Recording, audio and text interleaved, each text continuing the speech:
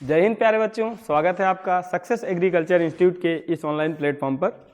उम्मीद करता हूं कि अच्छी पढ़ाई आप लोग कर रहे होंगे। आपका जो भी समय बचा हुआ है 1-2 महीने का, आप अपनी तैयारी अच्छे से कर रहे होंगे। ठीक है, जैसे कि आपको मालूम है हमारी एमपी गवर्नमेंट द्वारा 2026 के सभी कैलेंडर जारी हो चुके हैं। जो भी आगामी परीक्षाएँ होने वाली हैं, चाहे एंट्रेंस एग्जाम हो चाहे भर्ती परीक्षाएँ हों, अगर आप सभी एग्रीकल्चर स्ट्रीम से जो भी बच्चे आ रहे हैं, जो भी अपनी तैयारी करना चाह रहे हैं, चाहे वो एंट्रेंस एग्जाम की हो जैसे MPPAT जैसे एग्जामों की, या तो जो भी भर्ती परीक्षाएं कृषि से रिलेटेड आती हैं उनकी तैयारी करना चाहते हैं, तो आप हमारे जो इंस्टीट्यूट है सक्सेस एग्रीकल्चर इंस्टीट्यूट, वहाँ आकर एक बार भोपाल में विजिट करें, या तो हमारे दिए गए नंबर पर एक बार ज़रूर कॉन्टैक्ट करके आप यहाँ से जो भी आपको डाउट हो आप यहाँ से क्लियर कर सकते हैं। ठीक है, नए बैच स्टार्ट हो चुके हैं या होने वाले हैं, उनकी आपको पूरी जानकारी मिल जाएगी।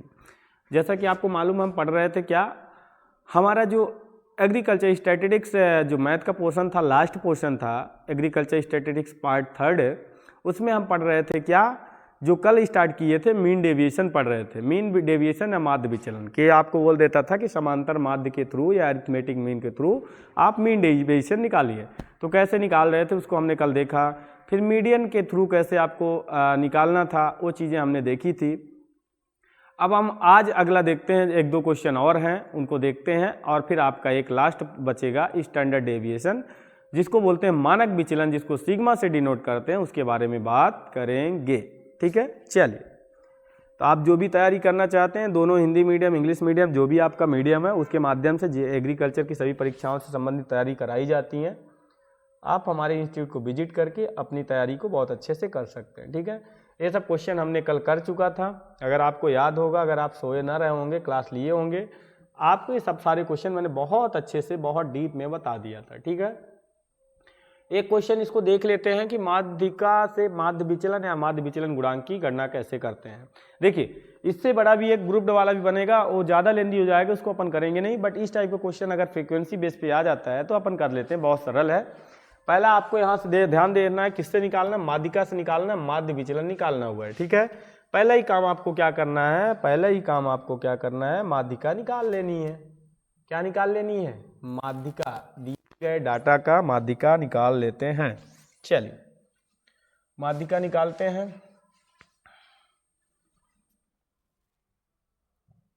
चलिए, पहले टेबल बना लेते हैं। आपका टेबल जो रहेगा, माध्यिका के लिए क्या निकालना पड़ता है आपको अगर याद हो, अगर सोए ना होंगे तो इससे पहले जो भी क्लासेस हुई हैं, आपको मालूम है पहला तो यहाँ x होता है, यहाँ f होता है, तीसरा आप निकालते हो CF। यही निकालते हो कि नहीं निकालते हो? बोलो, बोले तो नहीं। चलो, 20 दिया है, फिर 18 दिया हुआ है। पहला चीज ध्यान रखना, मीडियन की बात आएगी, नंबर को असेंडिंग ऑर्डर में सेट करेंगे। पहले सबसे छोटा नंबर 6 है, जिसकी फ्रीक्वेंसी 1 है। दूसरा नंबर 8 है, जिसकी फ्रीक्वेंसी 14 है। तीसरा नंबर 10 है, जिसकी फ्रीक्वेंसी 25 या 25 है। अगला नंबर क्या है? 12 है, इसका फ्रीक्वेंसी 27 है। अगला नंबर 14 है, इसकी फ्रीक्वेंसी 18 है। अगला नंबर 16 है, जिसकी फ्रीक्वेंसी 9 है। और अगला नंबर 18 है, जिसकी फ्रीक्वेंसी 4 है। अगला नंबर 20 है, जिसकी फ्रीक्वेंसी 2 है। पहले ही नंबर को हमने असेंडिंग ऑर्डर में लिख लिया। ये गलती मत करना है, असेंडिंग ऑर्डर में ही लगाओगे आंसर गलत हो जाएगा। CF निकालना मतलब फ्रीक्वेंसी का जोड़ते जाना है। पहले फ्रीक्वेंसी की कम्युलेटिव फ्रीक्वेंसी वही नंबर, अगले वाले की जस्ट जोड़ दो। इसकी जोड़ोगे तो 5 10 14 हो जाएगा, इसको जोड़ोगे तो 7 और 4 2 6 67 हो जाएगा, इसको जोड़ोगे तो 5 हो जाएगा और ये 85 हो जाएगा, इसको जोड़ोगे तो 94 हो जाएगा, इसको जोड़ोगे 98 हो जाएगा, और इसको जोड़ोगे तो 100 हो जाएगा। यहाँ से अगर आपको समेशन एफ भी निकालना है तो आपको मालूम है कितना हो जाएगा, 100 ही होगा। ये जो कि n की वैल्यू होती है, अगर n/2 करोगे तो कितना हो जाएगा, 50 आएगा। तो इससे हम क्या निकालते थे, जब n/2 करते थे उससे जस्ट बड़ा वाला कम्युलेटिव फ्रीक्वेंसी के अंतर्गत हमारा मीडियन आएगा।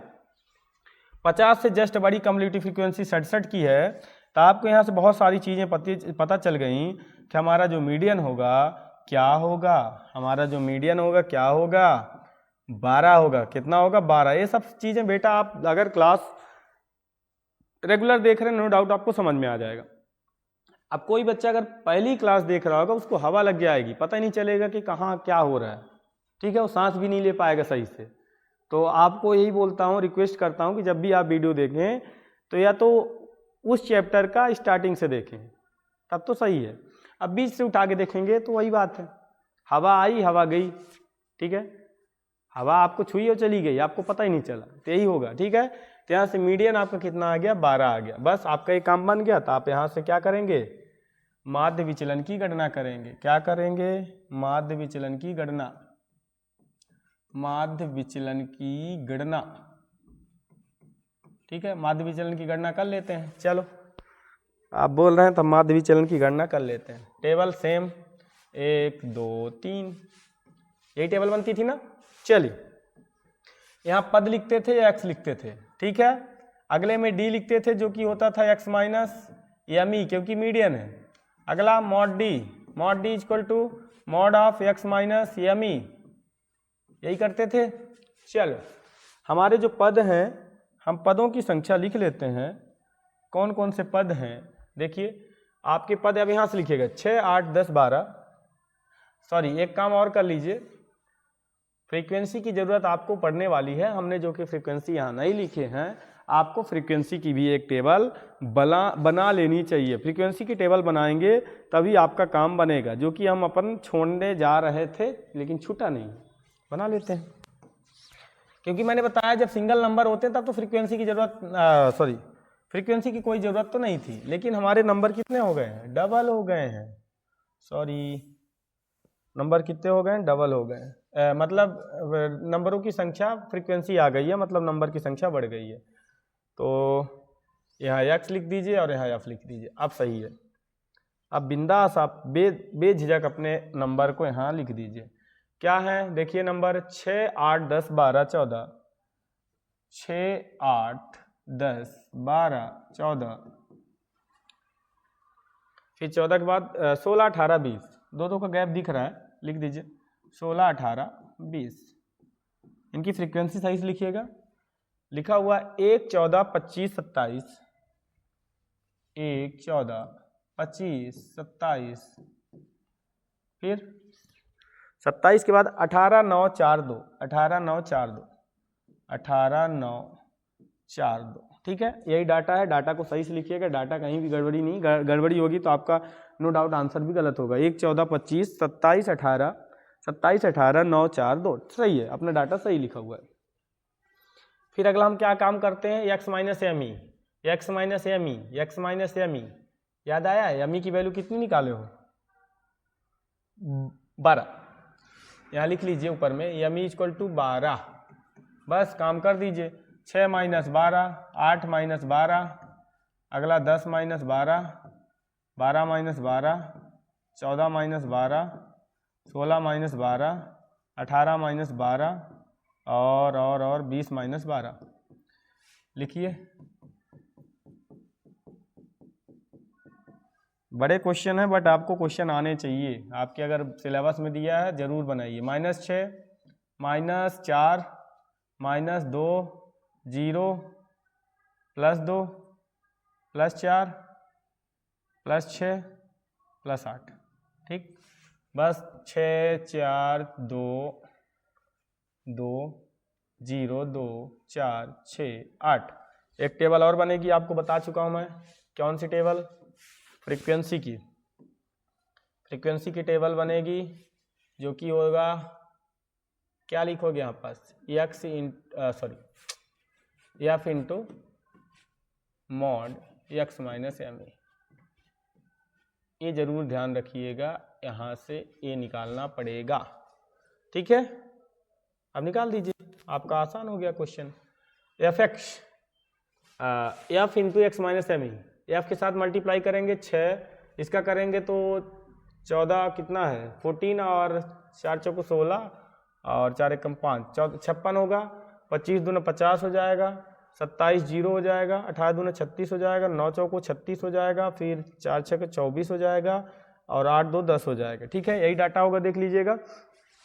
6 हो गया, 56 हो गया, कितना हो गया 6 हो गया, और अगला कितना हो गया 56 हो गया, 50 हो गया, 0 हो गया, 36 हो गया, फिर 36 हो गया, 24 हो गया, और लास्ट में कितना हो गया लास्ट में आपका जो डाटा दिया हुआ है यहाँ 10 नहीं होगा बेटा, 8 दूना 16 होगा। ठीक है, अब इनका समेशन आपको वही है, बस निकाल दीजिए। क्या निकालना है? माध्य विचलन, मीन डेविएशन। मीन डेविएशन क्या होता है आपको पता चल गया है, summation of f into mod x minus m e upon में समेशन ऑफ एफ। ठीक है, समेशन ऑफ एफ कितना हो जाएगा यहाँ से देखिए, summation of F, summation of F निकाल भी चुके हैं शायद ना अपन, देख लीजिए क्यों निकाल रहे हैं बार बार। ये देखिए 100 ही होगा भाई, 100 ही होगा ना, इसको 100 कर दीजिए, बस इसको निकालना है। 6 4 10, 6 16, 16 6 22, 22 22 6, 22 6 कितना 28 और 6 34 की 4 3 बचा, तो 3 1 4, 4 2 6, 6 3 9, 9 3 12, 5 17, 5 22, 22 22 22 22 कितना होगा 22, जिसको कितना आ गया 224। बस यहाँ पास वैल्यू रख दीजिए 224 अपॉन 100, डिवाइड कर दीजिए, 2 पॉइंट कितना हो जाएगा 24। यही आपका आंसर होगा। करेक्ट आंसर आपका आ चुका है कितना 2.24, जो कि आपका होगा मीन डेविएशन। माध्य विचलन क्या होगा? मीन डेविएशन या तो माध्य विचलन आएगा। इतना सरल तरीके से आप इसको सॉल्व कर सकते हैं। अगर आ जाता है तो नो डाउट पूछ भी सकता है, ये मत सोचिएगा कि बड़ा है तो नहीं पूछेगा, पूछ सकता है। तो बस पहले जिसके माध्यम से बोले पहले उस चीज़ को निकाल लो, फिर यही table x minus m e जब फ्रीक्वेंसी आती है तो फ्रीक्वेंसी के साथ मल्टीप्लाई कर दो। कोई टफ नहीं है बेटा, लग रहा है आप 1-2 बार प्रैक्टिस करिए सब बन जाएगा। ठीक है, देख लेते हैं ये क्वेश्चन। और इससे रिलेटेड अगला आपका जो टॉपिक आ गया है स्टैंडर्ड डेविएशन आ गया है, हम उसको भी क्वेश्चन से देखेंगे, डायरेक्ट उसको कोशिश नहीं करेंगे, क्वेश्चन से देखेंगे कि हम कैसे आपको स्टैंडर्ड डेविएशन को सॉल्व करना है। चलिए बोला क्या पढ़िए, निम्न आंकड़ों से मानक विचलन गुणांक, विचरण और विचरण गुणांक को ज्ञात करना है। कितनी चीज़ें निकालनी है? 4 चीज़ें निकालनी है डाटा की। ठीक है, तो आपको यहाँ पास कैसे निकालना है, कैसे क्वेश्चन को करना है, इन सब चीज़ों को ध्यान से देखिए कि निम्नलिखित आंकड़ों का मानक विचलन गुणांक, जो चीज़ पूछा है वो चीज़ निकालनी है। क्या क्या निकालना है? मानक विचलन गुणांक। अब देखिए हम अब निकालने जा रहे हैं स्टैंडर्ड डेविएशन। स्टैंडर्ड डेविएशन कैसे निकलता है, क्या होता है, उसके बारे में थोड़ा सा जानकारी ले लेते हैं, फिर आगे क्वेश्चन को सॉल्व करते हैं। बहुत सरल है, कोई ये टफ नहीं है कि आपका स्टैंडर्ड डेविएशन कोई टफ है, मानक विचलन कोई टफ काम नहीं है।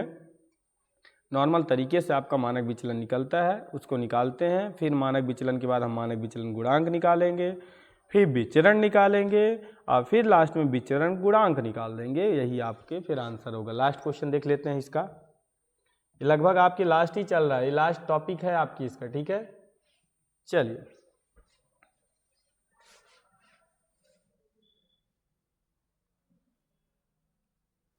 पहला जब आपको स्टैंडर्ड डेविएशन निकालना रहेगा तो बेटा सबसे प्रथम आपको एम निकालना पड़ेगा।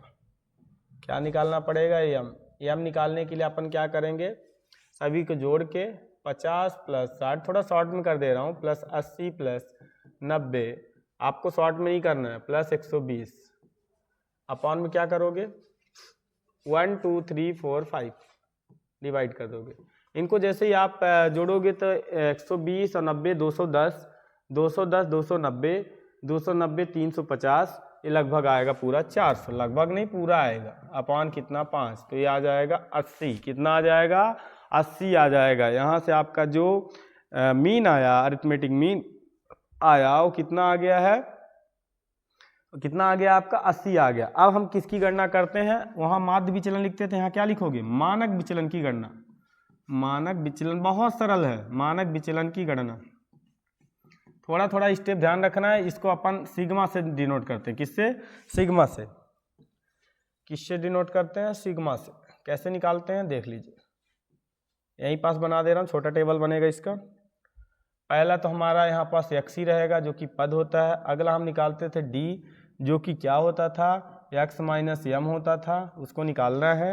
अगला हमको क्या करना है, जब सिग्मा निकालेंगे, सिग्मा जो होगा x माइनस m का क्या हो जाएगा? x माइनस m का होल स्क्वायर हो जाएगा। बस यही टेबल आपकी बननी है। इसी टेबल से आपका आंसर निकलेगा। पहले डी निकालना है, फिर डी को निकाल के उसका स्क्वायर कर दो, जो भी आएगा उसका समेशन करके आपको मानक विचलन निकाल सकते हैं। देखिए कैसे होगा।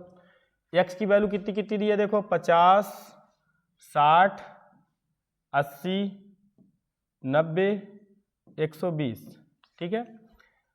डी कैसे निकालेंगे, तो 50 माइनस कितना निकला हुआ है, 80 निकला है, फिर 60 माइनस 80 हो जाएगा, फिर 80 माइनस 80 हो जाएगा, फिर 90 माइनस 80 हो जाएगा, फिर 120 माइनस 80 हो जाएगा। इनको जब आप माइनस करोगे, तो माइनस कितना हो जाएगा, देखिए यहाँ से करेंगे -30, -30, यहाँ करेंगे तो -20, यहाँ करेंगे तो 0, यहाँ करेंगे तो 10 प्लस में, अब यहाँ करेंगे तो प्लस में 8, 2, 10, कितना हो जाएगा 140। यही होगा -30, -20, -30, -20, 10 और कितना 40। अब आपका आसान हो गया। अगला इसका स्क्वायर, सिग्मा जब निकालना है तो सिग्मा निकालने के लिए आपको क्या करना है, स्क्वायर करते जाना है। तो -30 का स्क्वायर करोगे 900 हो जाएगा, ठीक है। -20 का स्क्वायर करेंगे कितना हो जाएगा, 400 हो जाएगा। फिर 0 का स्क्वायर करेंगे तो 0 ही रहेगा, 10 का स्क्वायर करेंगे तो 100 हो जाएगा, और 40 का स्क्वायर करेंगे तो 1600 हो जाएगा। आपको निकालना क्या है, सिग्मा निकालना है, स्टैंडर्ड डेविएशन जो होता है summation of x minus capital M का स्क्वायर अपॉन में कितना n, रूट के अंदर इतना आपको करना पड़ेगा। ये सिग्मा निकालने का तरीका है। रूट के अंदर देखो x माइनस एम का होल स्क्वायर, समेशन लगा मतलब ये x माइनस एम का होल स्क्वायर, इसको टोटल कर दो, कितना हो जाएगा 16, 1700, 1700, 2100, 2109 कितना हो जाएगा, 2109 कितना 3000 अपॉन में n कितना है देख लो 1 2 3 4 5, ये है 5 6 के 30 हो जाएगा, 600 हो जाएगा। रूट के अंदर रहेगा कितना 600, रूट के अंदर कितना होगा 600 होगा। अब 600 जो होगा लगभग में इसको आंसर लिखेंगे, आपको मालूम होगा 24 का स्क्वायर होता है 576 और 25 का स्क्वायर होता है 625, ठीक है 625। लगभग आपका आंसर इसके बीच में आएगा। हम इसको लगभग में लिख सकते हैं कितना 24.49 लगभग होगा, क्योंकि देखो 25 की स्क्वायर 625 होता है, उससे थोड़ा सा कम है, लगभग इतना लिख देंगे, ठीक है। यही आपका आंसर होगा, सिग्मा की वैल्यू होगी। किसकी वैल्यू होगी, सिग्मा की। तो हमने पहले मानक विचलन निकाल लिए। अब मानक विचलन गुणांक निकालने के लिए कुछ भी नहीं करना है, जो भी आपका आंसर आया हुआ है कहीं पास आगे पेज में निकाल देता हूं। अगला निकालना है मानक विचलन गुणांक, मानक विचलन गुणांक, ठीक है। ये बहुत सरल है, इसको कुछ नहीं करना है। आपका जो आंसर आया है, जो सिग्मा आया है, सिग्मा में आपको डिवाइड कर देना है किससे, जो आपका अरिथमेटिक मीन है। तो सिग्मा आपका कितना आया हुआ है देख लीजिए 24.49 अपॉन अरिथमेटिक मीन कितना था आपका, कितना निकाले 80 निकाले थे 80। 24.49 अपॉन कितना कर दोगे आप 80 कर दोगे। जैसे ही इसको आप कट आउट वगैरह काटोगे तो ये लगभग आ जाएगा कितना 0.306, ये भी लगभग में रहेगा। ये क्या आ गया आपका कोफिशिएंट ऑफ स्टैंडर्ड डेविएशन। मानक विचलन को याद रखना स्टैंडर्ड डेविएशन बोलते हैं, ठीक है। मानक विचलन को क्या बोलते हैं, स्टैंडर्ड डेविएशन बोलते हैं, अंग्रेजी वाले इस चीज को ध्यान रखेंगे। अब जैसे ही आपने मानक विचलन गुणांक निकाल लिया, अब दो और निकालना है आपको। क्या निकालना है, विचरण और विचरण गुणांक। दो चीज और क्या निकालनी है देखो, एक निकालना है विचरण और दूसरा निकालना है कोफिशिएंट ऑफ विचरण गुणांक, विचरण गुणांक, ठीक है। विचरण और विचरण गुणांक। विचरण गुणांक कुछ नहीं होता, सिग्मा का स्क्वायर होता है। सिग्मा हमारा निकला है 24.49 का स्क्वायर कर दो, और जो आपका विचरण गुणांक होता है वो सिग्मा अपॉन एम इंटू 100 होता है। सिग्मा है आपका 24.49 अपॉन एम हमारा 80 निकला था, इंटू 100 कर दो, ठीक है। इन दोनों को आप सॉल्व कर दीजिए, आपका जो भी आएगा वही आपका आंसर होगा। तो इसको जब करोगे तो दोनों को कर लीजिए सॉल्व। तो इसका जब सॉल्व करेंगे तो ये लगभग आएगा 599.76। ठीक है, ये आ गया आपका विचरण। अब विचरण गुणांक को जब सॉल्व करोगे तो आप यहाँ से काटेंगे भी, कट पिट करेंगे तो हो जाएगा 24/4.9/8। इसको काट दीजिए, 8 त्रिके 24, फिर यहाँ पास 0 दशमलव, 8 छंगे 48, 1 बचा, 8 एकम 8, लगभग कितना आ गया आपका 30.61। ये आपका आ गया 30.61 लगभग लिखा करो। इनमें थोड़ा सा जब आप विचरण गुणांक वगैरह निकालेंगे तो आपका थोड़ा सा क्वेश्चन डेसिमल में वगैरह में आएगा, तो इससे आपको घबराना नहीं है। क्वेश्चन को अपने सॉल्व करना, इस तरह आपको आंसर निकालना है। लगभग इसी टाइप के क्वेश्चन थे, ज़्यादा कुछ लेंदी क्वेश्चन नहीं दिख रहा था मुझे। यहाँ तक ही आपको क्वेश्चन को करना है। कुछ भी किसी टाइप का भी दे दे, ग्रुप डाटा दे दे, उसमें भी कोई दिक्कत नहीं, जैसा आप निकालते हो। पहला काम तो वही निकालना है, आपको अरिथमेटिक मीन वगैरह निकाल लेना है, जो भी निकालते हो, फिर उसके बाद इस तरह से आपको सॉल्व कर देना है। तो यहाँ तक आपका लगभग मैंने एग्रीकल्चर स्टैटिस्टिक्स के पार्ट 3 के भी सभी क्वेश्चन कंप्लीट करा चुके। कोशिश करूँगा कि एक लेक्चर और लेकर आऊँ जिसमें हम पूरे थ्योरी पार्ट को देख लें कि अरिथमेटिक मीन क्या होती है, उसका प्रॉपर्टीज़ क्या होता है, मीडियन क्या होता है, उसकी प्रॉपर्टीज, उसके डिसएडवांटेज क्या होते हैं, मीन डेविएशन क्या होता है, और फिर उसके बाद PYQ देख लेंगे। तब जाके आपका ये कंप्लीट हो जाएगा। 1-2 लेक्चर और ले लूँगा, उसके बाद हम अपने मैथ को कंप्लीट करेंगे। ठीक है, अच्छे से पढ़ाई करिए, अच्छे से अपनी तैयारी करिए, बोर्ड एग्जाम में अच्छे से मेहनत करिए, आपको सफलता अच्छी ही मिलेगी। ठीक है, तो आज यहीं तक अपने इस सेशन को छोटा सा एक सेशन रखते हैं, यहीं तक क्लास को समाप्त करते हैं। धन्यवाद।